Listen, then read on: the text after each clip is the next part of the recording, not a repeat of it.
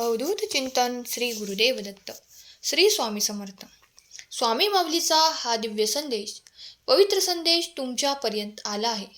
तुम्ही भाग्यवान आहात. याला ऐकण्यासाठी तुमची निवड स्वामींनी स्वतः केली आहे. तेव्हा पुढील काही मिनिटे तुमच्यासाठी तुमची स्वप्न पूर्ण करणारी असतील. तेव्हा या संदेशाला दुर्लक्षित करू नका. स्वामी माऊलीचा आशीर्वाद स्वीकार करण्यासाठी कित्येक भक्त आतुर असतात. जर तुम्ही हा संदेश ऐकण्यासाठी इथपर्यंत आले आहात, तर ती स्वामी माऊलींची इच्छा आहे.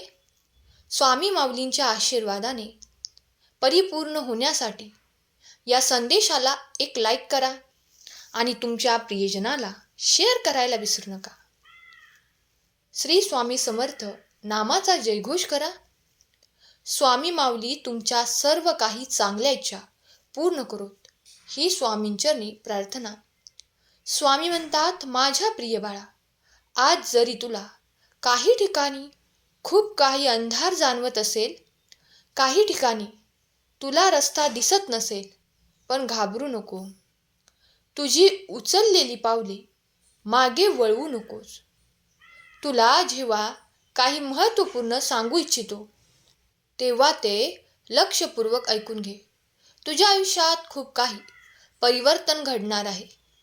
ते पुढील काही काळात घडणार आहे.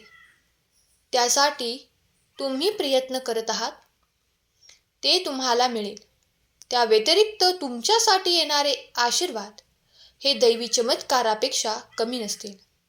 तुम्ही जर आज खूप काही कर्म करत आहात आणि त्यातून फळाची अपेक्षा करत आहात, तर थांबा. काही काळ वाट पहा. तुमच्या मनात निराशेला घर करू देऊ नका. जर आज तुम्हाला तुम्ही केलेल्या कर्माचे कमी फळ प्राप्त होत असेल, तर घाबरू नका. ते कार्य सोडू नका, कारण त्याच कार्यातून तुम्हाला तुमची निश्चित प्रगती प्राप्त होणार आहे. देव म्हणतात, स्वतःला जपा, कारण तू जे काही निर्णय पुढील काळात घेणार आहेस, त्यासाठी तुला तयार केले जात आहे. जर आज तुम्हाला कुठेतरी असे वाटत असेल की माझ्या मनाप्रमाणे घडत नाही, माझ्या मनाप्रमाणे मला यश मिळत नाही, तर घाबरून जाऊ नका. ज्या काही परिस्थितीला तुम्ही सामोरे जात आहात, जीवनात परिवर्तन हा संसाराचा नियम आहे. देव जिथे जन्म देतात, तिथे त्याचे भाग्यही लिहितात. तेव्हा स्वतःच्या भाग्याला निरंतर कोसत जाऊ नका. स्वतःच्या वाणीतून स्वतःला कधीही अपशब्द मुळीच बोलू नका. देव म्हणतात, तुझे भाग्य तुला माहीत नाही, पण तुझा देव ते लिहित आहे. कारण तुझे कर्म तू जेव्हा चांगले करशील, तेव्हा अधिक सुख संपन्नता येईल. म्हणूनच निरंतर तुझ्या आयुष्यात तू ते चांगले कर्म करावे, अशी मी तुला आज्ञा करतो. बाळा, जे कोणी या संदेशापर्यंत आले आहेत, ते माझे भाग्यशाली बाळ आहेत.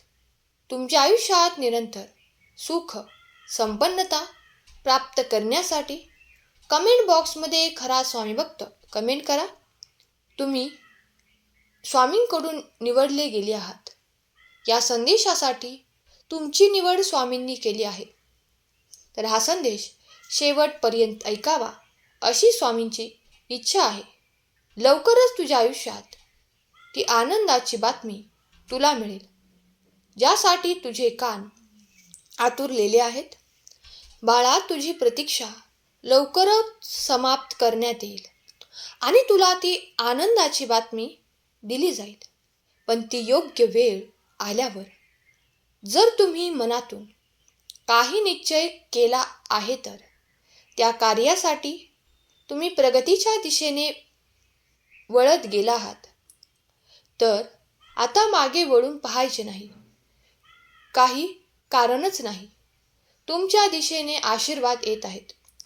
फक्त तुम्ही तुमची पावले मागे वळू देऊ नका. देव तुमच्यासाठी जे काही योजना आखत आहे, त्या देवाच्या योजनेवर तुमचा विश्वास बसेल. इतके आशीर्वाद आता तुम्ही प्राप्त करणार आहात. काही चमत्कारिक घटना तुमच्यासोबत घडू लागतील, कारण तुम्ही तुमचे नावजप निरंतर करत आहात.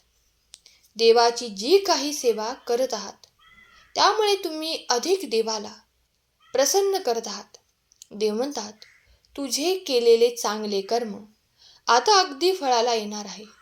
येणारे आशीर्वाद हे तुमचे कल्याण करणारे असतील. कधीही नशिबाला दोष देत बसू नका.